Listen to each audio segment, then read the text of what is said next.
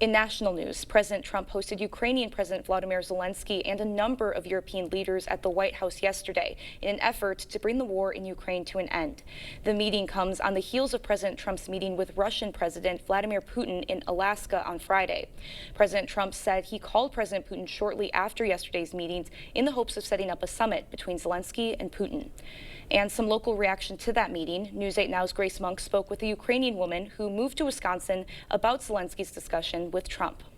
Trump meeting with Zelensky at the White House Monday to discuss ending the war Russia started 3 years ago. We can work a deal where we're working on a peace deal while they're fighting. Valentina Pavzukova was born in Ukraine. She now lives in Fairchild, Wisconsin, where she started a nonprofit called Chalice of Mercy. Over the last 3 years, the nonprofit has sent over $140 million in medical supplies to Ukraine. Completely dedicated to serve military doctors who work at the front lines. Pavzukova says she's grateful for the U.S. getting involved. She hopes to see a ceasefire deal, but says Ukrainians won't give anything up in return. Ukraine is not willing to give up territories. We have way too many people living in unoccupied territories, which is about 3 million people who want to be Ukraine, not Russia.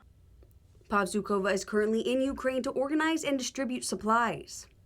She says Russia continued to attack Ukraine while Trump and Zelensky talked about peace. If President Putin would want to stop war, it would happen today. The missiles, the Shahed drones, would not fly over our heads and would not kill civil people. If a deal can be reached, Pavzukova hopes it's one that ends the conflict for good. It has to be just and long-lasting peace, and that Ukraine must be allowed to continue to be independent country.